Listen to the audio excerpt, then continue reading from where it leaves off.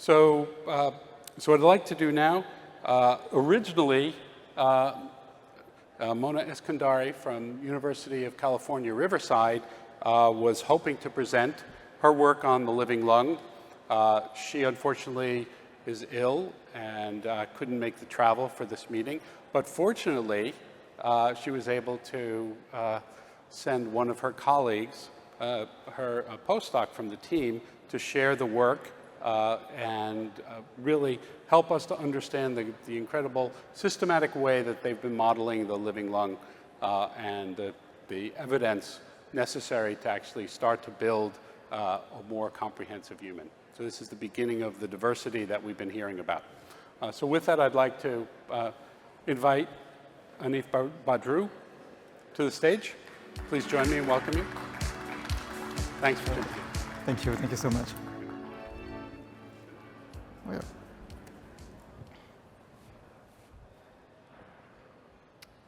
So, hello everyone. So, thank you for the introduction. So, I'm Arif Badrou. I'm a postdoc researcher at UCR, working with Dr. Eskandari on lung mechanics. And I'm pleased to have the opportunity to share some of the work that we do in our lab, where we focus on structural lung biomechanics. And by combining experimental and simulation across scale, our goal is to connect fundamental biomechanics with real clinical impact. So in our lab, we connect theory, experiments, and simulation. So experiments give us essential biological data from organ to microstructure.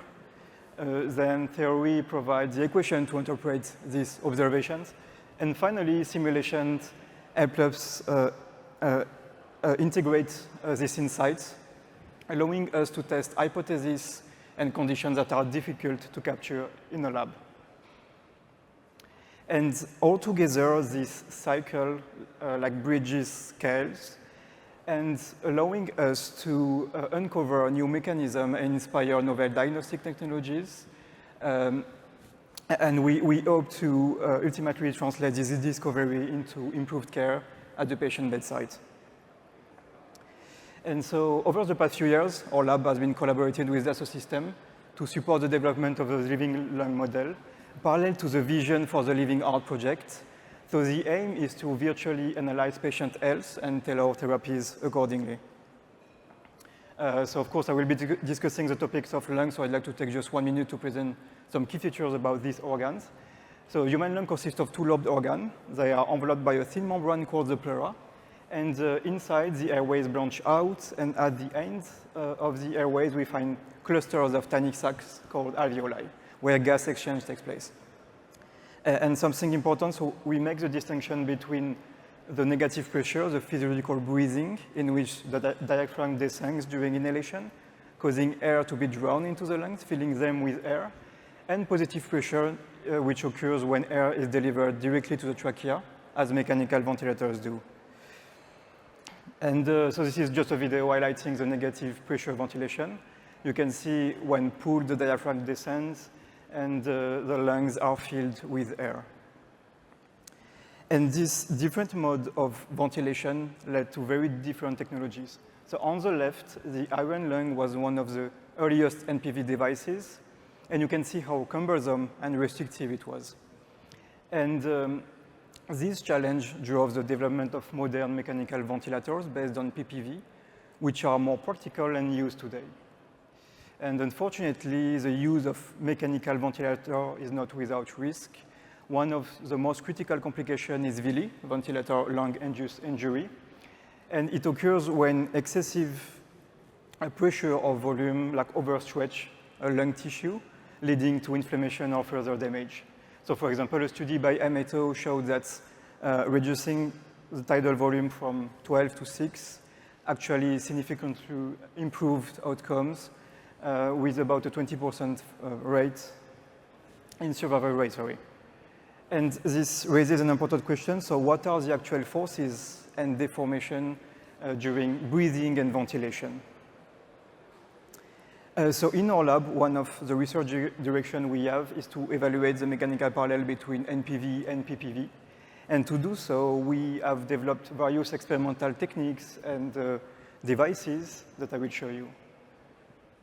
So we notably devised a PV ventilation system able to reproduce both artificial and physiological breathing.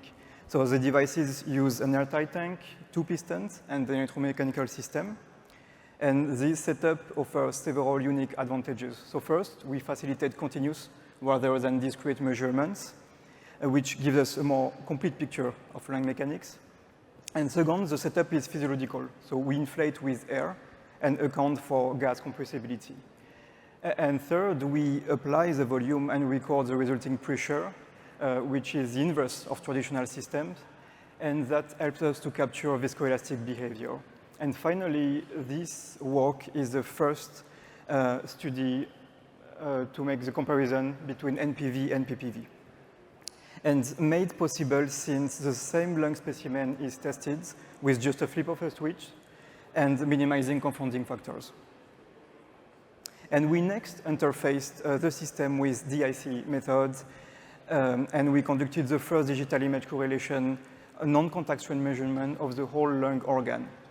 And this allows us first association between global pressure and volumes, measure to local tissue response in order to be able to assess the mechanical strengths and understand the air forces that cause them. So this is the setup. So you can see like the piston moving and the DIC system above. You can see the lung inflating, and on the right, you have like the strains of the lung, of a human lung here. And using our PV and DIC system, we found that lungs are more complex than a simple sponge. They actually exhibit anisotropy and heterogeneity in their mechanical response. So for example, here you can see the major and minor strains, and you can see localized region of deformation, showing that strain is not evenly distributed across the lung surface. And the wealth of data acquisition is substantial. So most importantly, our exclusive breathing micro apparatus and adaptation of DIC lets us associate the local strain and deformation measure I just showed you earlier to the bulk global pressure and volumes and features such as airway recruitment and over distension. And here you can see right lung, which strain as high as 30%.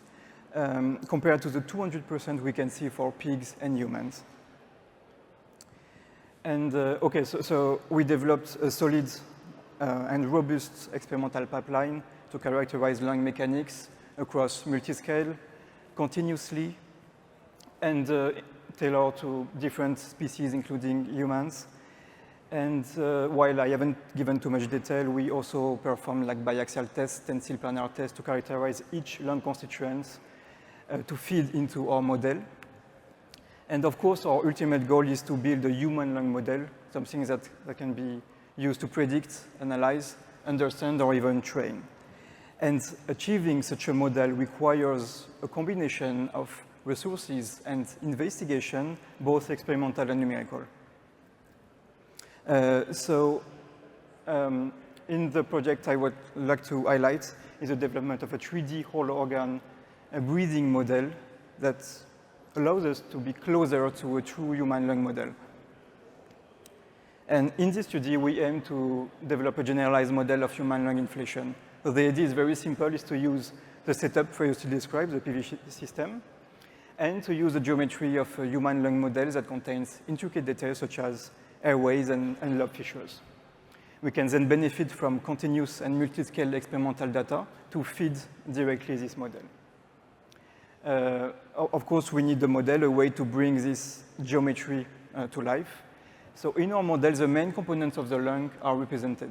So the airways are represented, and they go through the parenchyma, the bulk tissue of the lung, and they are embedded into it.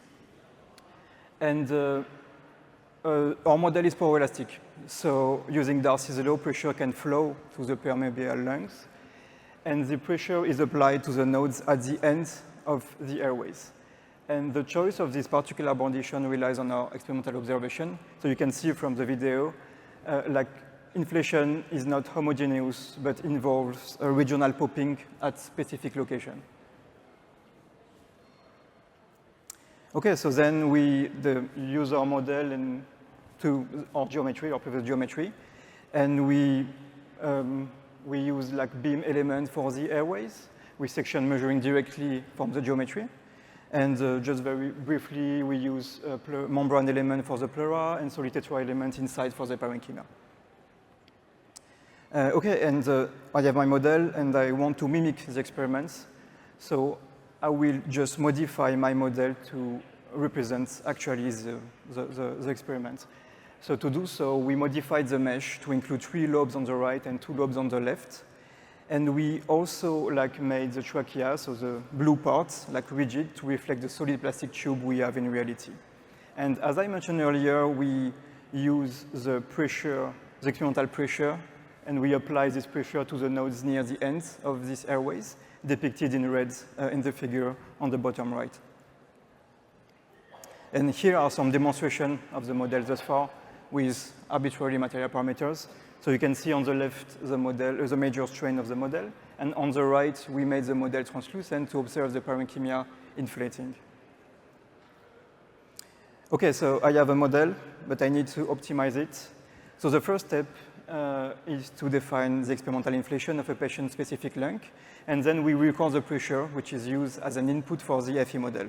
Then we define different parameters linked to the model, and we define objective function. Here, the goal is to match the volume and the strain of the experiments. And then we use a nonlinear least square solver leading to a calibrated model, and we tested all this pipeline for a patient-specific case. Okay, so the first step is to define the parameters to be optimized. So I won't give too much detail, but just briefly, we used hyperelastic loads for the different constituents, and as we are using a poroelastic model, we defined different permeabilities for the different lobes.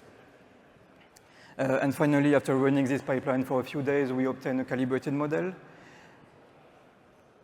And yeah, so this is the parameters for the model, and our model was able to achieve key characteristics of human lung inflation, such as an intricate PV curve. And here we compare the average strains for the 5 lobe and at different stage of inflation. And our model was able to achieve the same strain complexity and the same strain distribution for each lobe, which is quite exciting. And finally, on the bottom, you can see the repartition of the strain across the whole lung surface, showing a good correlation. And here are some other results. So you have the displacement of the airways and the pressure gradient inside. Something interesting, so when we closely examine the strains, especially for the middle right lobe, you can see we have a good correlation. And this lobe, like you can see just on the right, is of particular interest as it typically exhibits complex strain patterns being located between 2 larger lobes that prevent deformation in the corner. So in this study, the goal was to capture the generalized behavior of a lung during inflation.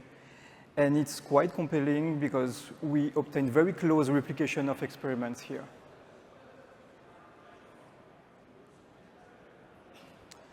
Okay, so while a complete inverse finite element analysis pipeline was developed and the first results were promising, we were still not completely satisfied. So first, the model is purely generic, and we know how different one patient can be from another. And second, we did not account for any heterogeneity, even though this feature is essential given the complexity of lung structure. And finally, we did not represent any pathological changes due to disease in the lungs. And this is why, we are working on a current project right now. We are working with animal models, and the goal is to build a patient-specific rat lung model. So the first question is, why animals models? Because, for example, if you see here, you compare the airway network for the pig and the human, you can see they are really different. So what can we learn from animals can truly be translated into human. And actually, animal models can give something we can't get otherwise, real ground truth data. So everything can be controlled for their genetic environment and exposure to disease. And we can get also insights for the human part. And also something interesting is that we notice in disease states, the mechanical properties are altered. So for example, in one study, we investigated the strains among 9 regions of interest. I found that the mechanical properties are different between healthy and disease.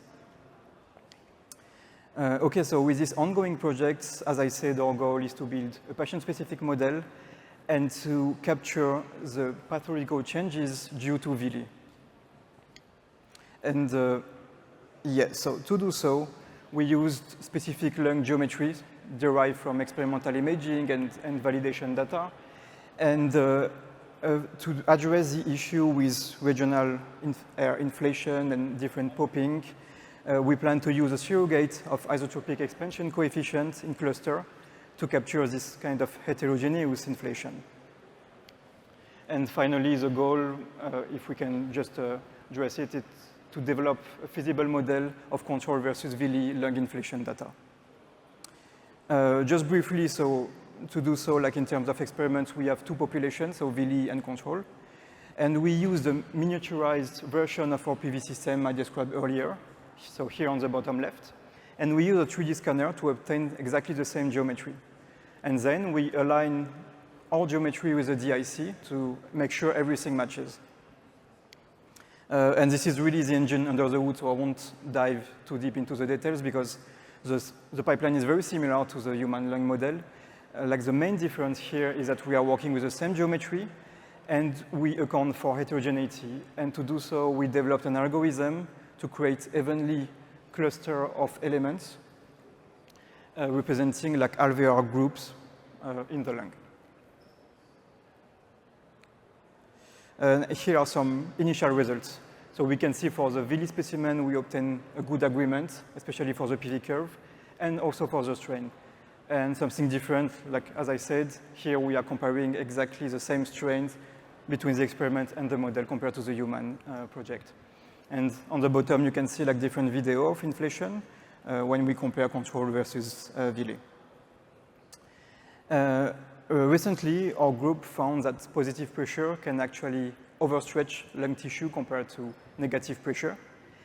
And this was an important finding because it highlighted how different mechanical ventilation can actually impose very different mechanical loads on the lung tissue. And with this ongoing project with the rat, our hope is to guide to define better ventilation strategies in order to inform like better the ventilator and to set up and to quantify also the differences between PPV and NPV. It's a long road to achieving a full human lung model. We have to deal with different difficulties like patient variability, anisotropy, heterogeneity, and making sure that what we predict can actually matches reality. And these steps are exactly the ingredient we need to move from a generic 3D lung model toward a virtual twin, something that we can be patient-specific and clinically predictive. Okay, so now the question is, how could such a model be useful? So how can I use a human lung model like in real life? So the first thing we can do, as I mentioned earlier, we can set different ventilation strategy to help maybe better inform like the procedure. And we can also integrate pathological changes due to disease into the model to understand how air forces redistribute and how stresses concentrate inside the lung. Okay, and something very interesting, and I will finish by this, is when we compare like the vascular and the pulmonary system, we can see the similarities are clear. So both involve flow through tubes, both have a pumping mechanism, and both structures are similar. Like the tissue composition is similar with fibers that govern the main function. And in terms of disease, we have the same thing. We had atherosclerosis for blood vessels and chronic bronchitis for airways. So something important is that what we have, like in terms of vascular research, is far more advanced compared to respiratory disease. So we can take the method, we can adapt like everything to pulmonary research, helping us to better understand and treating disease. And I will close by a fun fact. So this work, sponsored by La Foundation, was quoted by the New York Times bestselling author, Mary Roach. And this book was all over the airport on the way here. And it's very rewarding to see that our work has such widespread impact. Thank you very much, and yeah, happy to answer any question if you have.